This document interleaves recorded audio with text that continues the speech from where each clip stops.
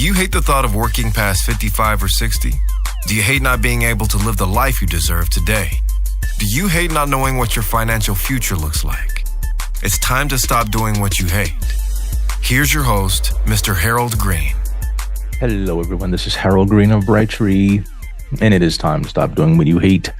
Hope you folks are having a fantastic day today. Yesterday, I celebrated my 51st birthday, and man, it was a bit of a wake-up call. Being 50 years old it's a big thing, but then when you turn 51, I think that's also a big thing, because it kind of makes you realize that, like, I got 9 years and I'll be 60, and then 5 years after that, it'll be 65, and then 5 more years after that. Next thing you know, man, it's like you're dead.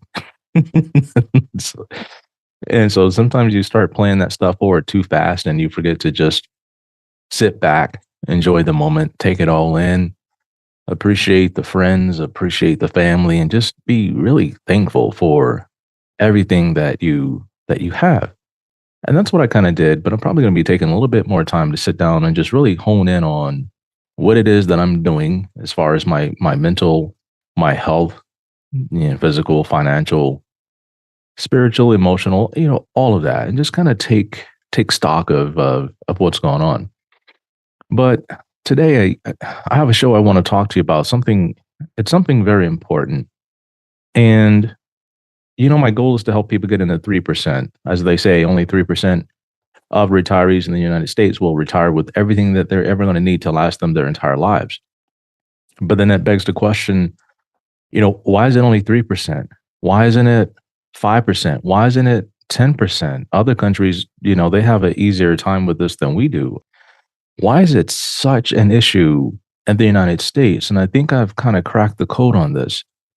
And I'm going to be very careful how I share this with you folks, because I have a lot of clients that listen to the show. And if you are a client that listens in regularly, I want to thank you very much. And I want to thank all the referrals that are now listening in. And I appreciate you folks greatly. And what I'm about to say in today's show is no indictment on anybody or anything like that. And I really want you to understand that. And so I want to get into the title of the show, Mental Barriers to Making Money in the Stock Market. Are you ready? 1, 2, 3, let's get it. So here's a $64,000 question. When you hire a money manager, what is it that you want from them? Like, when you go sit down and you talk to the gentleman or the gentle lady, whichever you prefer, do you ever think about exactly what it is that you want from them before you even hire them? Like, do you have a checklist and you sit down and say, honey, we're going to go talk to this guy, and here's exactly what I want from him or her. And if they can give me what I want, they're hired. I don't even have to see the guy. I don't even know what he looks like, what he smells like, what his favorite food is. I don't care. But if he can give me this one thing, he's hired. Do you do that? Does anyone do that? No, they don't. They go in with some preconceived ideas and some emotions of the past, right? Things that have happened to them, and they got baggage going into that meeting. And here's the thing. Most people hire an advisor or a money manager because they like them and they get along with them.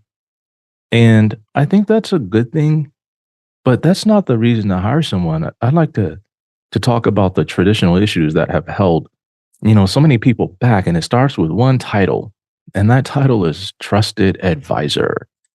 And in my world, everyone's jockeying to become a trusted advisor. And I think being trusted is important. But to me, this sounds more like a success coach than anything. You call them up, you get updates on your numbers, you talk about a lot of different things. You talk about kids, you talk about your marriage sometimes, you talk about a lot of stuff, and it starts to kind of sound like a therapy session. And to be honest, I've built my business on this very thing, and people work with me because, they like me and they trusted me. And I think that's cool. They were really impressed with my presentations, because I do a lot of public speaking before. We used to, pack out a Dave and Buster's and just have tons of people come in, feed them dinner. I got on stage and I would do my presentation, and, and not too many people know this, but I hated public speaking. I mean, When I was a kid growing up, if I had to speak in public, I would like darn near wet my pants. This is just how I was just so chicken about saying anything in public, right?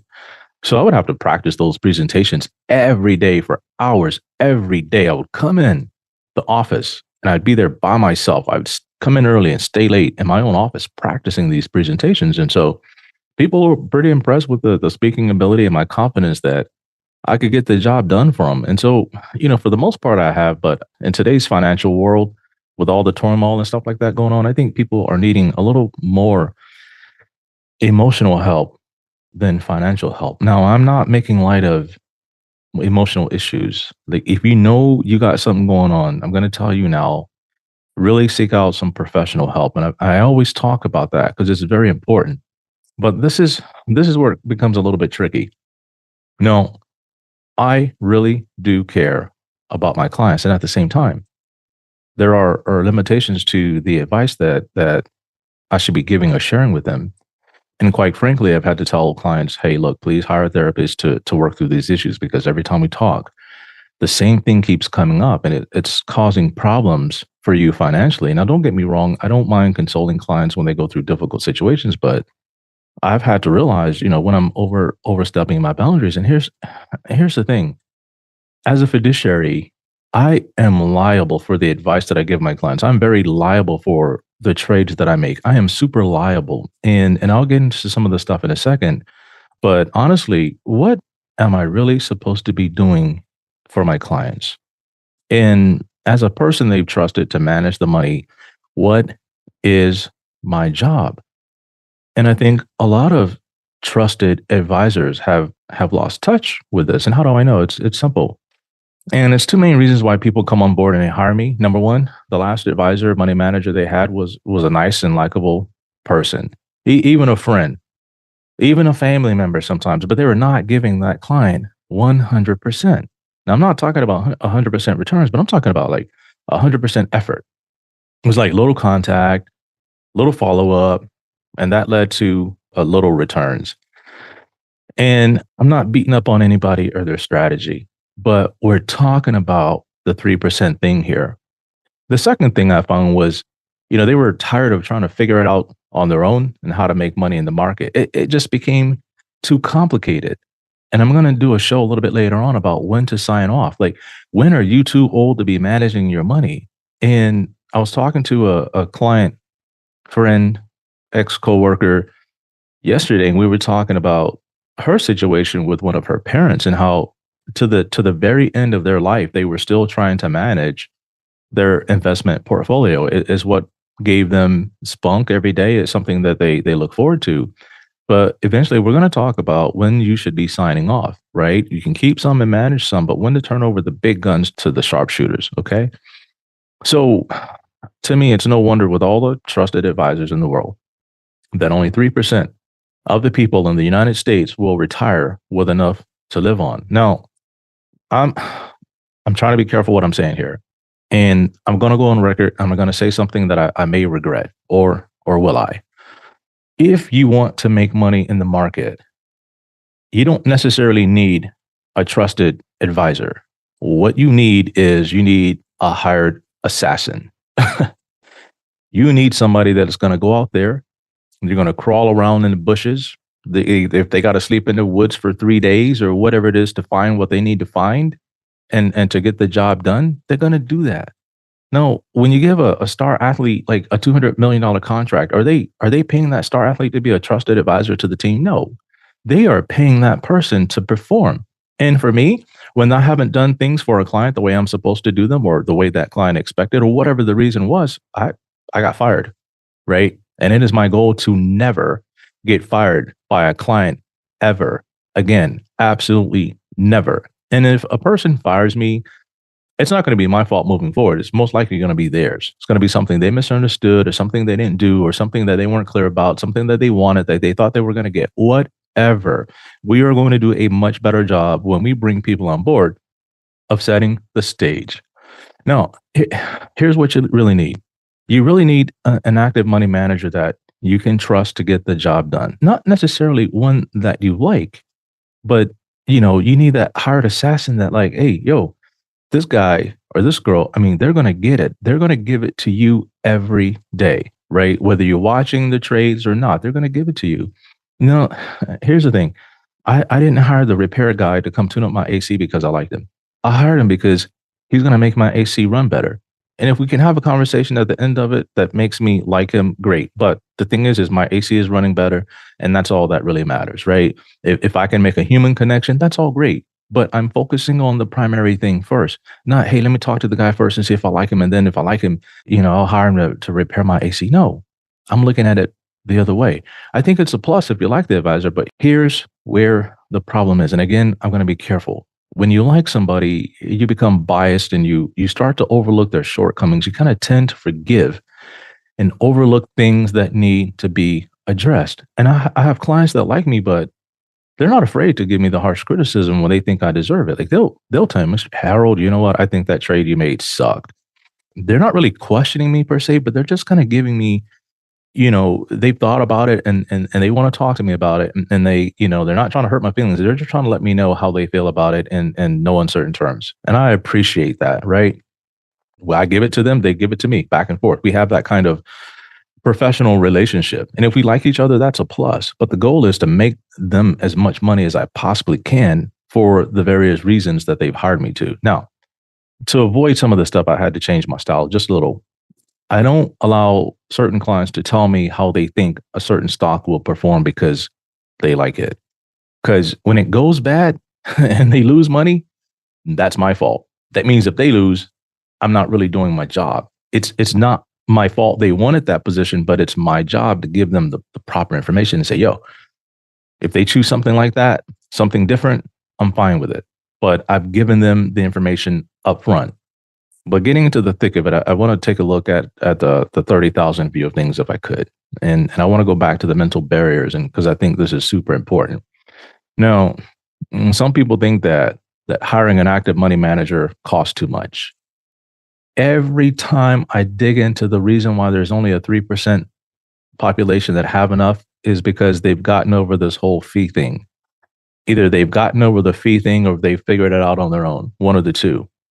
And they've been told the only thing you need to do is to buy some funds or to buy some stocks with low fees and to hold them. So naturally, when they go to hire somebody, what are they looking for? How low are the fees, right? What are the fees?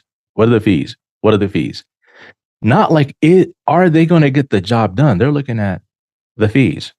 And here's what they don't realize. They are handicapping their potential gains tremendously and they don't even know it. So they hire the person because they like them and the fees are low. And after a while, one or two things are going to happen. Number one, they're going to stay with that person just so happen, they're going to stay with the person because they just so happen to beat the S&P by a little bit each year and the fees are low. Number two, I think they're going to leave the person because although the fees are low, the performance is just not there. Or number three, and this is a big bonus, they are so codependent on this person for emotional support, they ignore everything else. They forget the reason why they were there. Now, what I've seen when looking at a lot of these statements from people coming in is this. A ton of mutual funds recommended by the analysts at these large firms with a small number of stocks and no options. Now, I'm not saying options is for everybody, but I'm saying if you're going to be invested in the market and you have the appropriate level of risk, all investments do carry risk, right? Past performance is no guarantee of future returns.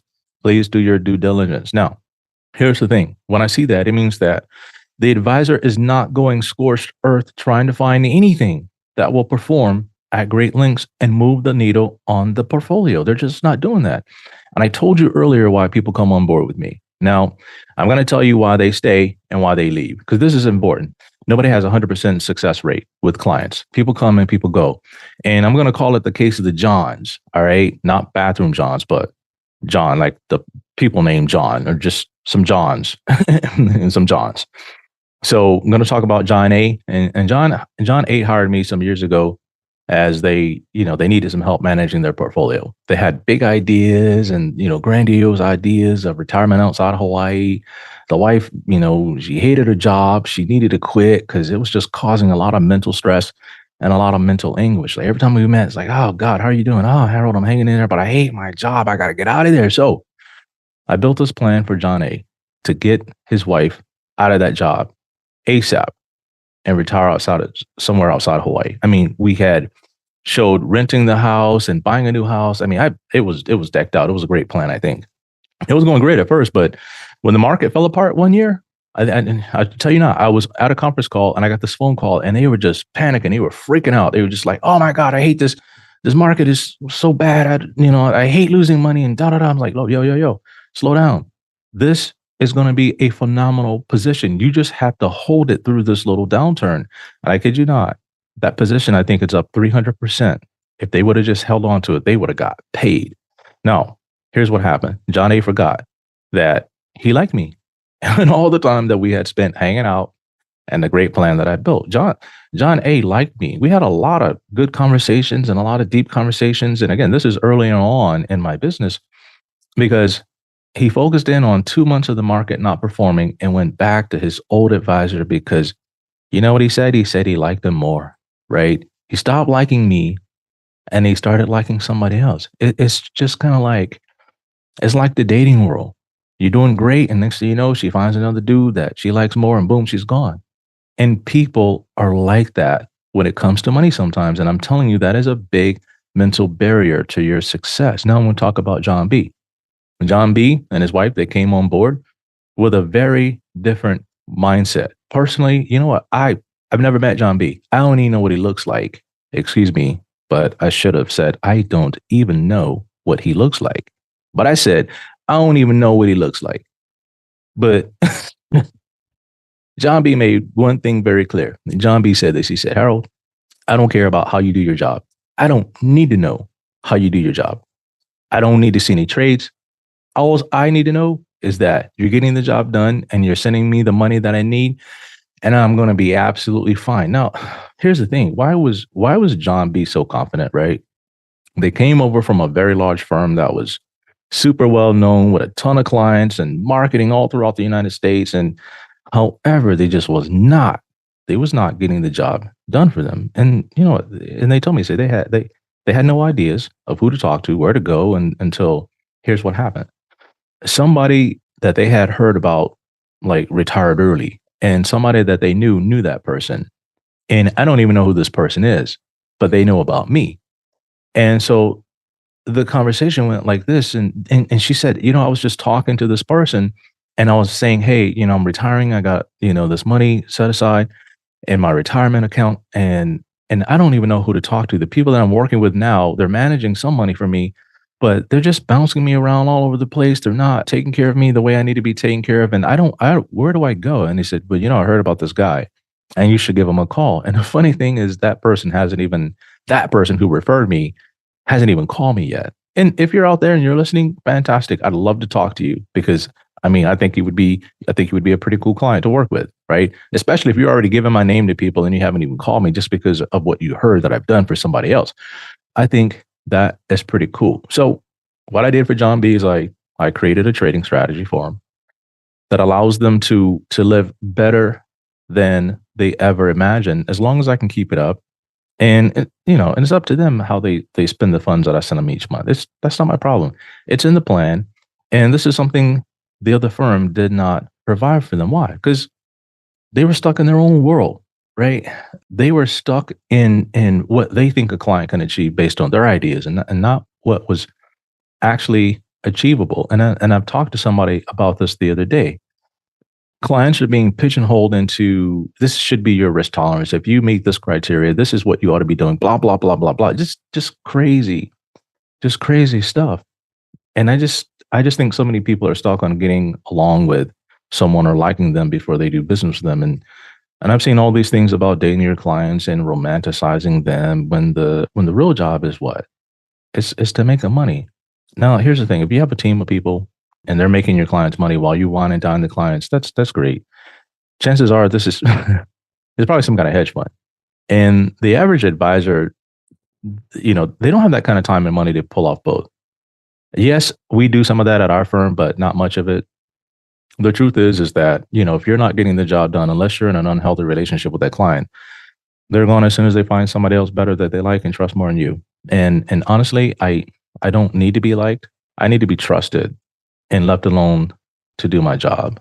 And what I'm saying is I don't like when people try to look over my shoulder or micromanage what I have going on just because 1 or 2 quarters doesn't look great, and they're trying to compare me with 1 or 2 quarters compared to the S&P or whatever. As a client or a potential client, your job is to manage the distractions in your life and to do your best to follow the plan that we created, and that's going to create a win-win situation for us. Now, the clients that get the absolute worst results on my firm are the ones that give me the green light to manage the money, but then they throw up a bunch of obstacles to me getting the job done, and they don't follow the plan. It's like your kid is being bullied at school and you hire me as the bodyguard and you say, okay, I want you to be the bodyguard, but I'm going to tie your hands behind your back. You can't use your arms. You can only protect them with your feet.